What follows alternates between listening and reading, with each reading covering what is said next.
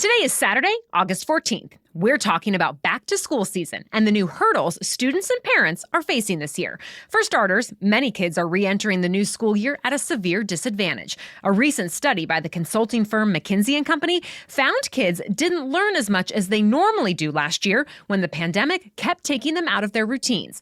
Elementary school kids across the country are now about 4 to 5 months behind where they should be. We're speaking with the lead author of the study, Emma Dorn, about how parents and teachers can help their kids catch up and what's at stake for everyone. But first, we'll hear from Dr. Kate Williamson of the American Academy of Pediatrics. She'll weigh in on what schools and parents can do to keep kids healthy, both physically and mentally, as they enter another school year under threat from COVID-19.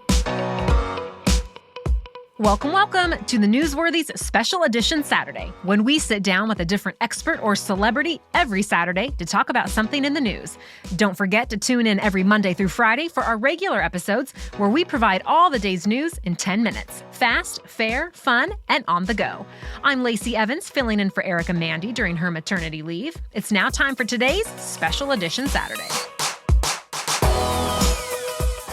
Dr. Kate Williamson, thanks for joining us on the Newsworthy. Thank you so much for having me. Last school year, most kids had to deal with at least some virtual learning, but this year there's a big push to get as many kids as possible back into the classroom. So what's changed between now and then? The biggest thing that's changed is we know how hard it is for kids to stay at home and stay virtual. The other thing is we know how to decrease the spread of the virus. So with both of those things together, I feel confident to say, let's get our kids back in the classroom and let's do it safely. What does safely mean? What is your advice about masks? I definitely recommend that kids wear masks in schools. Over the course of last year, there was actually a lot of in-person learning. Not everybody was virtual. And for the kids who went to school and for the schools that were open, we learned a lot about how to reduce the spread of the virus. And it's so important that a number of things are done. And one of the most crucial things is mask wearing. So mask wearing, in addition to hand washing, keeping kids socially distanced, making sure that kids with coughs or fevers don't come into the school, all of those things are together really reduced and sometimes eliminated the ability for the virus to spread from kid to kid within the schools last year. That was even during some of the heights of the pandemic in the wintertime. And so all of those things, including mask wearing, is absolutely essential this fall, especially with a virus or a variant of the virus that is more contagious.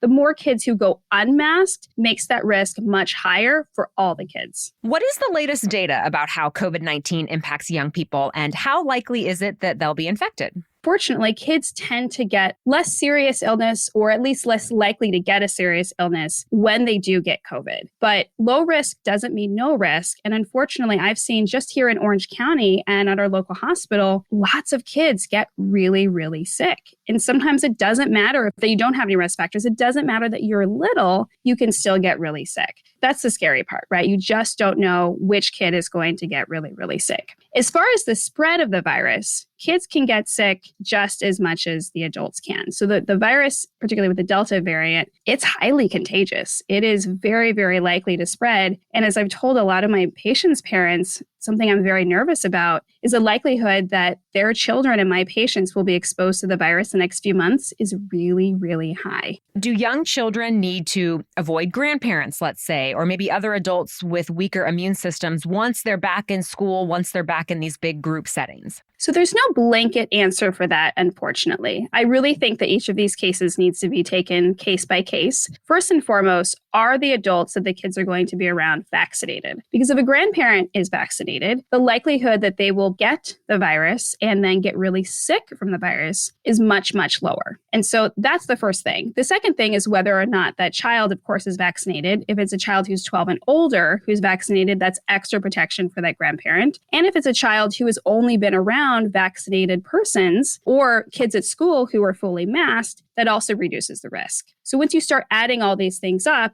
I think it's totally safe for that child to see their grandparent. But if any of those aren't, you might need to rethink that. What other precautions can parents take at home to keep their young children safe, especially those ones under 12 who don't have a vaccine available to them yet? The best way to protect your children for anybody who's under the age of 12 is to make sure that everybody around them who can be vaccinated is vaccinated. And if you do have a child who's 12 or older, the best way to protect them is to get them vaccinated. Everybody deserves to get those antibodies in their body when they can to keep them safe, because the virus is going around and we want to keep our community as safe as possible. Let's talk about mental health. How can we help kids navigate all these changes and what is still really a scary circumstance? I have unfortunately seen so many of my patients struggle from a mental health perspective since the beginning of the pandemic. I think first and foremost, what was so difficult for them is going from a lifestyle of being very social and being in school, being around friends and family, and then going into lockdown. That's not just for kids, right? All of us were definitely impacted by that, but even more so for kids because they're meant to be social, they're meant to be around others. The amount of depression and anxiety, eating disorders, and then obesity, because kids weren't moving around as much, was just truly astronomical. That has improved as things have opened up a little bit more and kids are starting to go back to school. But we also still have this fear of the what if, right? What if my friend gets sick? What if I get sick? So I think that next thing is to talk with them about those risks and what that really means. I never recommend to sugarcoat anything for kids. I think even at all ages, you need to have a degree of sharing with them, kind of what's going on that's age appropriate and talk to them about, well, that's why we wear masks and that's why we wash our hands. And that's why we waited to see grandpa until, we got our vaccines or grandpa got his vaccine. So I think all of those things can make the child or adolescent feel more comfortable knowing that, hey, I've done everything I can to keep myself, my family, my friends all safe. I'm going to go ahead and start living a more normal life. If you have any questions, whether it's about masking, whether it's about getting your child vaccinated, or just about the virus itself, I always recommend for parents to talk with their pediatrician. We have been here taking care of your kids and working hard to make sure kids are healthy and safe for a very long time. And since the pandemic, we're still there doing our best to keep the community safe. So please reach out to us as a resource. Your pediatrician wants to hear from you and definitely wants to help. Still ahead, the pandemic severely delayed learning during the last school year. We're talking to education expert Emma Dorn about which students were most affected and what can be done to help them make up the lost ground. But first, here's your main host, Erica Mandy, with today's sponsors. Ritual's prenatal vitamin is definitely part of my morning ritual, and I feel great about taking them every day because their multivitamins are formulated with high-quality nutrients in bioavailable forms that the body can actually use. In fact, I first heard about Ritual vitamins from my doctor, and the more I looked into them, the more I became a fan. And now I've been taking them for more than a year. They never upset my stomach, whether I take them with or without food, and they don't have a gross taste either. Depending on which one I'm taking at the time, they're either minty or citrusy. I've taken the regular women's multivitamin as well as the prenatal and now the postnatal, but I recommend them for all women, men, and teens. Plus, with Ritual, I never worry about running out. Ritual multivitamins are delivered every month with free shipping always, and you can start, snooze, or cancel your subscription anytime. So get key nutrients with Ritual. And right now, Ritual is offering my listeners 10% off during your first 3 months. Just visit ritual.com/newsworthy to start your ritual today. That's ritual.com/newsworthy. This episode is also made possible thanks to our next sponsor. Whenever I'm having a hard time making a decision between two choices, I try to always stop and ask myself if there is a third option, a different solution or middle ground that maybe I hadn't thought about before. Well, the same can be true when it comes to health and fitness. There can be a lot of pressure to label certain foods just good or bad, or to follow some strict rules if you want results.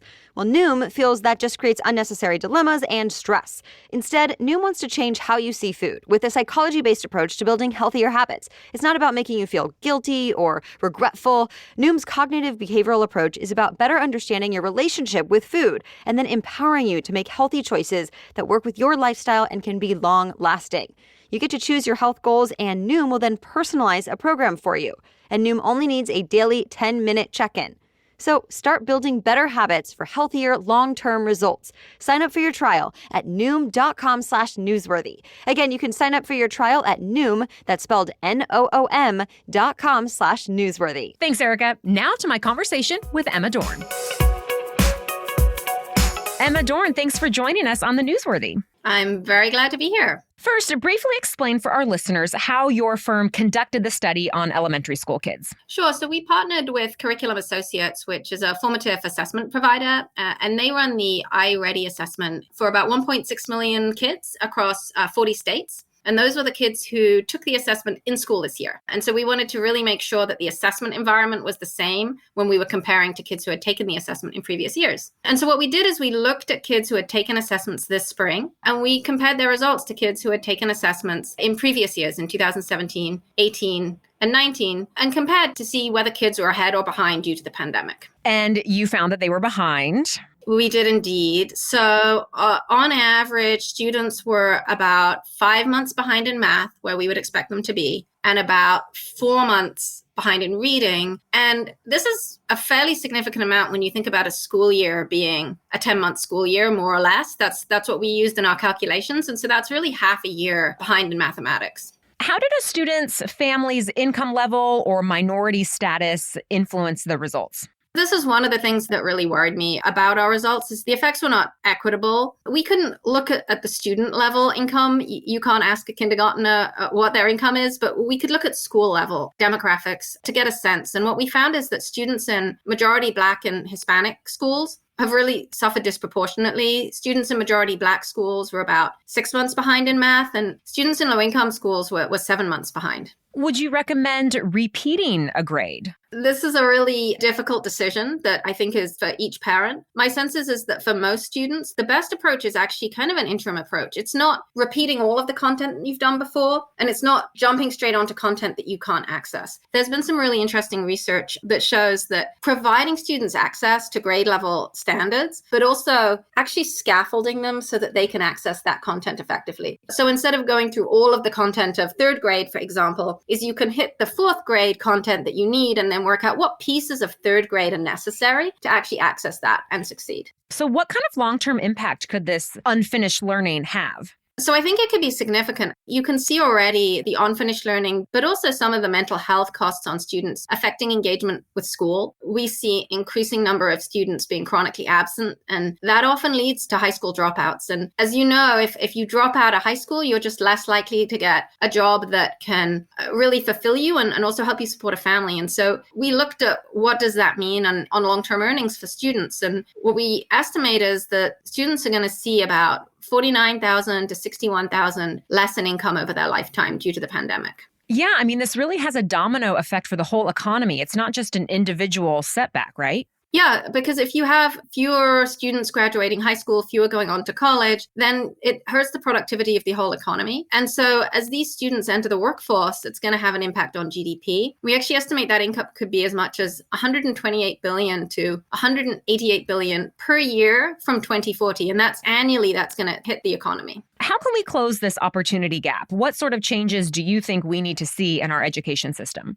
We have to not only take into account the unfinished academic learning that students have, but also all of the other impacts of the pandemic, the mental health impact, the social and emotional impact. And so as states and districts are looking to support students, I think doing those two things in parallel is really important. And given that, I think there's a couple of priorities. The first is to really re-engage students into effective learning environments. A bunch of kids have either dropped out entirely or have just been disengaged with learning over the last year. And then the second is to help them recover. And there's a couple of programs that can be really effective. On the academic side, high dosage tutoring. They found that if you provide a student tutoring, now high dosage sounds like a little bit of a jargony word. So let me explain what that is to you a little bit. It's tutoring that is 3 to 5 times a week, 30 to 50 minutes each time, really integrated into the school day. And students who've had access to that kind of tutoring have been able to learn 1 to 2 years of additional math, for example, in a single year. You mentioned mental health briefly, so I want to talk about that a little more. I mean, how impacted were children by the pandemic, and how is this affecting them in school?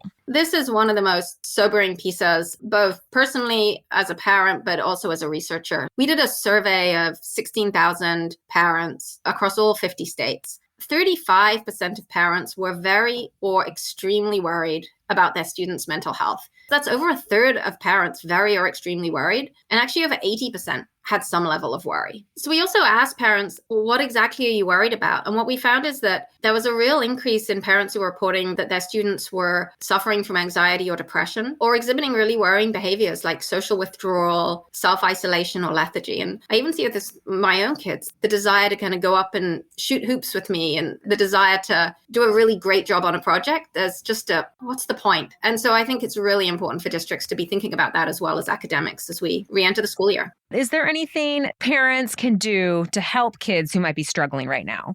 I'm a parent myself, and I ask this question all the time. I think one thing is just to listen to your kids, to hear where they are, to understand this has been a really tough year. High expectations are always important for kids, but not unrealistic ones. And so being able to partner with your kids to not expect this to be fixed in a minute. As we think about actually the federal response, this $200 billion that's been put towards supporting students to recover is over 3 years. And I think as parents too, we need to be looking over the long term and thinking not just about the academic recovery, but also about supporting our students to re-engage with school, with friends, and with society. Thank you to Emma Dorn and Dr. Kate Williamson. For details about Emma's study and more advice from the American Academy of Pediatrics, check out the links in our show notes. That's it for today. Your main host, Erica Mandy, will be back from maternity leave on Monday for your next news roundup. Until then, have a great weekend.